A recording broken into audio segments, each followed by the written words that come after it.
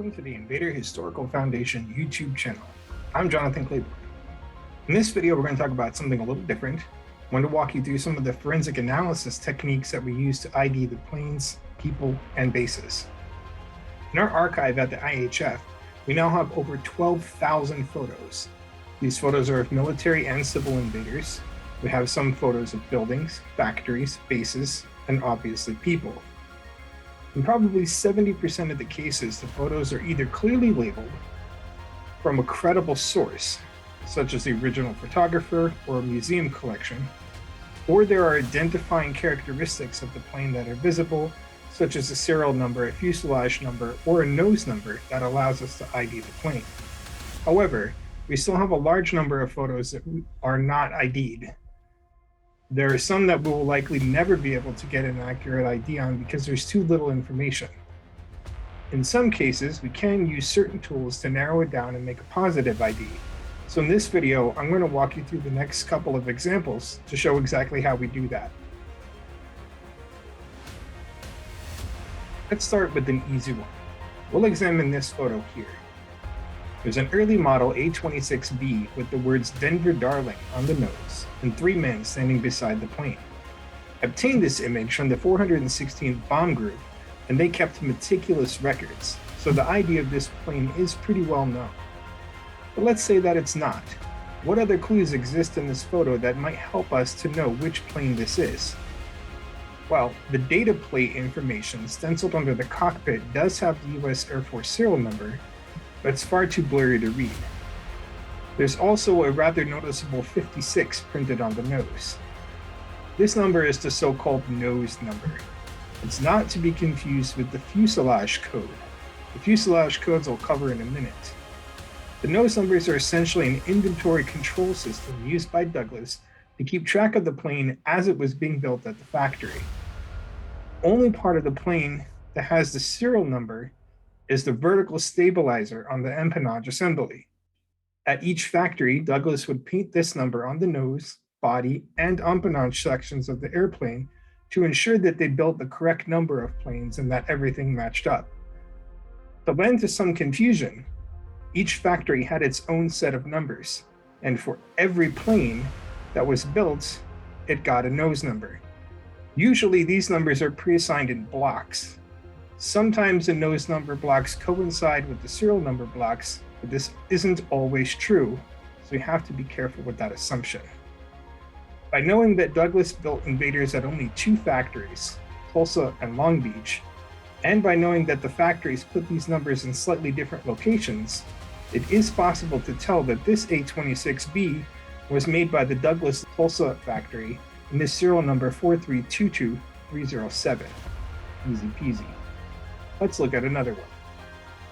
This plane has a similar problem as the first. From the photo, all we can tell for certain is that it's some kind of base. Based on the fact that the engines are covered and the plane is being pulled by a tug and the people are in civilian attire, including a hat, which is expressly forbidden in the military flight lines, we can guess that this is probably one of the factories. We can't see anything else on this plane other than 919 printed on the nose. But here's what we do know. The stencils used to create the nose numbers were cardboard and were prone to tearing, so they were often single-use items that were purpose-built for each plane. They also changed fonts throughout the production run depending on who was drawing the stencil that day. We also know that Douglas applied these numbers to other types of aircraft as well. However, their placement on other aircraft does not guarantee the same placement on the A-26. When comparing the A-26s, we must only look at other A-26s. When we do that, a clear pattern emerges. Some nose numbers are literally painted on the nose of the plane itself, as in this image, forward of Station 0. Other numbers are painted on the fuselage, aft of Station 0. In examining all the photos of all the planes that clearly show both nose numbers and serial numbers, a pattern emerges. Douglas Long Beach paints their numbers on the nose itself, and Douglas Tulsa paints them on the fuselage.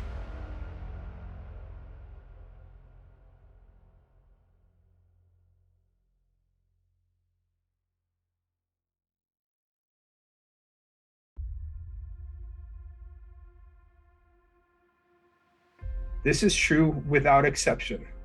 Therefore, this plane, 919, because it's painted on the nose, is from Douglas Long Beach, and that makes it 4434516. The next one is a little less precise, but can sometimes yield a positive ID. In 1946, the U.S. Army Air Corps introduced buzz codes as a way to help manage all of the pilots flying around a specific airfield. In the case of the A-26, the buzz code started out as AC and then a 3-digit number. In 1947, when the A-26 was redesignated the B-26, that code changed to BC and then the 3-digit number. The secret here lies in the 3-digit number. It's not some random number, it's the last 3 digits of the aircraft's serial number. Sometimes this 3-digit number can only be one plane and the ID is easy. For example, under the wing of this plane, it reads AC994. There's only one single invader with the serial number that ends in 994, so this plane is unquestionably A-26C55DT, serial number 4435994. There's no other possibility. In other cases, this plane may be up to 4 different aircraft. For example, this plane says BC254. It could be 4139254, 4322254, 4434254, or 4435254. Now we have to do some process of elimination to figure this out. In cases like this, we can cross-reference the plane's individual aircraft record cards, or IARCs, to determine which plane was assigned to the right unit at the right time and make the ID that way. This photo clearly shows a Korean War era plane based on the red stripe and the roundels and the presence of the buzz code and tail markings. 4322254 was destroyed in a crash at Florence Training Base on the 7th of April 1945, so that eliminates that plane. 4139254 was dropped from the US Air Force inventory prior to the outbreak of the Korean War, so that eliminates that plane. Of the other two, it's either 34254 or 35254. Digging further, 4435254 was assigned to the Michigan Air National Guard during the entire duration of the Korean War, and 4434254 was assigned to the 13th Bomb Squadron, 3rd Bomb Wing during the Korean War. So based on this, the plane has to be 4434254, as this is the only one of the 4 planes that was in Korea. In the European theater specifically, Allied aircraft bore an alphanumeric code on the side of the fuselage. These became known as fuselage codes and were a unique ID system for recognizing friend from foe. The 2-character code was specific to a particular squadron, while the single letter code represented the plane within that squadron, lettered A through Z. Finding IDs in this manner can be quite a challenge. Let's look at this photo. There's a black vertical stripe on the tail, so we know that this plane is in the 416th Bomb Group. We can't see the squadron code, but we know that this plane is plane Y. The only other detail that we have about this is that the photo was taken in 1944. The squadrons kept different reports of their aircraft. One of these reports is called a loading list. This loading list contains useful information about the planes and crews that flew specific missions, what order and formations they flew, the outcome of the mission, and if any planes were lost and had to turn back. The 4 squadrons of the 416th Bomb Group were the 668th Bomb Squadron, which was code 5H, the 669th, which was code 2A, the 670th, which was code F6, and the 671st, which was code 5C. The 416th started flying A-20s and then converted to A-26s. So when we examine the codes listed on the loading list, this is what we find. 5HY was an A-26C, serial number 4322505, and flew its first combat mission on the 8th of February 1945, mission number 200. 2AY was an A-26B, serial number 4139362, and flew its first mission on the 5th of March 1945, mission number 222. There was never a plane Y assigned to the 670th. 5CY was an A-20J Havoc, but they never replaced it with an A-26. So for all of the 416th bomb groups, there were only 2 A-26s that bore the letter Y, and only one of those, 4322505, was a C model. It should be noted that going by the noses alone is not always advisable, as the noses could be swapped and traded on a lark. It took about 4 hours to convert the noses in the field. During the Korean War in particular, the units were especially fond of swapping noses on a regular basis. However, at this point in the deployment of the A-26, among the first few months that the invader was on scene in the European theater of operations, nose swaps were fairly uncommon. Based on that, we can say with a high degree of certainty that this plane is in fact 4322505. These three photos are of a crash of one of the B-26Ks at Nakam Phanom Royal Thai Air Base. However, the information about which plane is photographed has been lost. In this case, process of elimination can help a lot. Since we know the type of plane and the location, we can narrow it down. B-26Ks were renamed A-26A in 1966 when they were sent to NKP, and the planes were at that base from 1966 until 1969. So we have a 3-year span to work from. We could peruse some avenues, such as requesting accident reports from the Air Force for that base and that time period, but those records take a long time to get, and they send them in a microfilm reel in PDF format that has thousands of pages to sort through, so it also takes a long time to evaluate. We can take other approaches. There were only 40 A-26As made, so that's not an unreasonable number to work with. And we know which units had those A-26As. And thanks to the aerospace vehicle reports, we know where all 40 counter-invaders were at any given time. Since we know that the plane crashed at NKP, we can automatically eliminate any planes that were shot down, as those would not be back at the base to be photographed.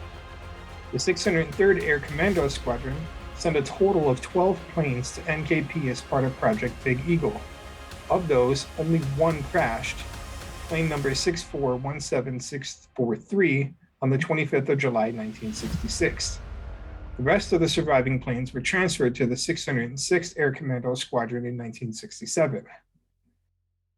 The 606th operated 6 planes, 3 were shot down or destroyed, and the other 3 were transferred to the 609th. The 609th operated a total of 18 planes at NKP. Of those, only one plane was destroyed in a crash, 6417673, which crashed on the 11th of March, 1969. So of the 31 total planes that rotated through NKP, only 2 planes were lost due to crash landing at the base, 643 and 673, and that's already much closer to an ID.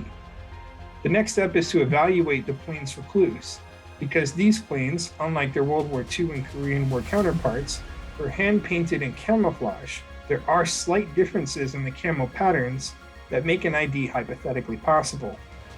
This photo of the flight line shows a great example of this. By looking closely at the tail sections of every plane on this line, we can see the differences pretty clearly. So, we can check our archives for any known photos of 643 and 673. The only photo that we have of 643 at the moment is when she is at Hurlburt Field prior to receiving the Southeast Asian camo paint, so that's not of any help. But we do have a photo of 673 while she's at NKP undergoing some maintenance. Luckily, the crash plane also shows the same side. So if we rotate the crash plane and resize the image and put it side by side with the photo of 673, then we can do a comparison. The easiest thing to do is to find something specific to this plane that would be unique. Battle damage repairs, for example, are a good thing to look for. One thing that jumps out is this light-colored patch that has been applied to the right engine cowl on the crashed plane. That's something unique. And in examining the maintenance photo of 673, We can see that same patch here next to the worker's head. But is that enough to make a definitive ID? Probably not, but it does lend some weight. One piece of evidence alone in a case like this isn't quite enough, so let's see what else we can find. In searching through the crew records, there was more information.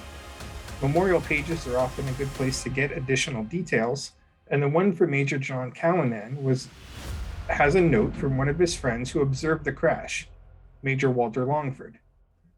A fellow pilot of the 609th left a note about his friend and the details of his demise. Major Langford said he died in a crash landing at Nakhon Phanom Air Base, Thailand, after returning from a night interdiction mission over the Ho Chi Minh Trail in central Laos. While preparing to land, he and his pilot had a cockpit indication that one of the wheels was not down and locked.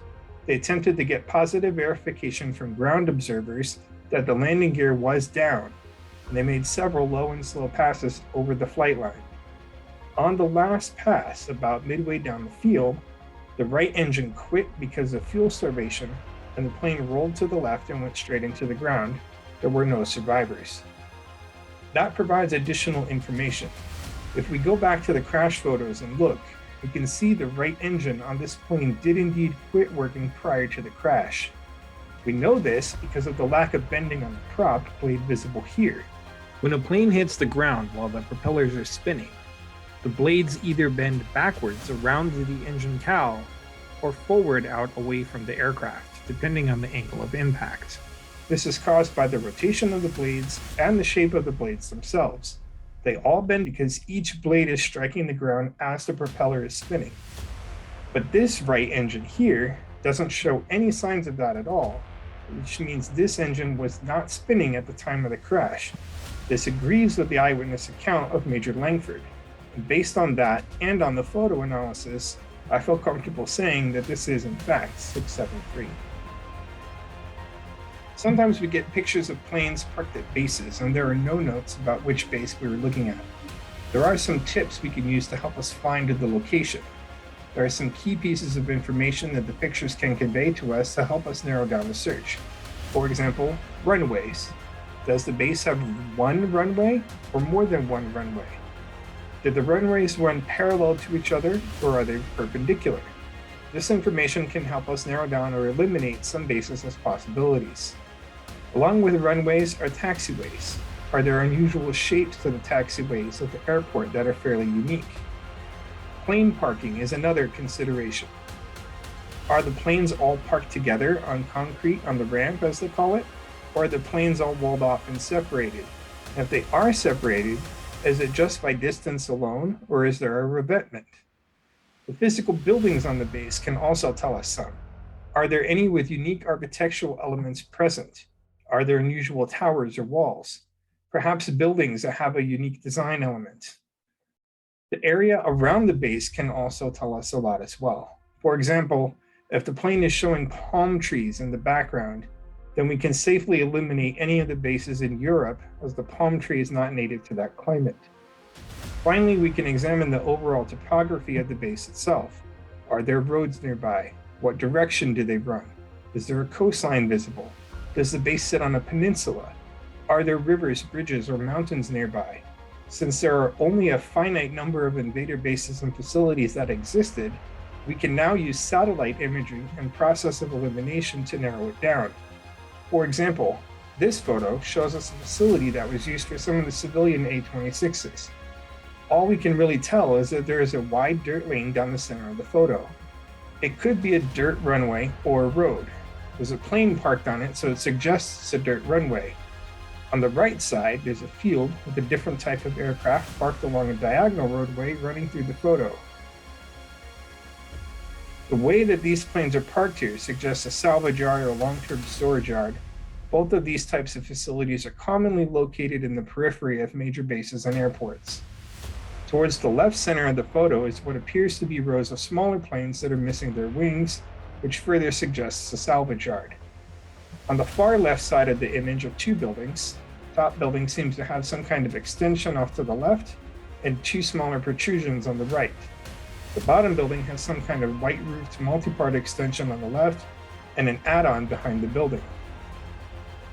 When we look at this photo, we can see the same elements. There's a diagonal road running to the right side. There's the remains of a wide dirt runway down the center. There's a field with broken planes in the center left of the image. On the far left side is a white building with an extension and two protrusions on the right. And the bottom is a white multi-part extension with an add-on in the back.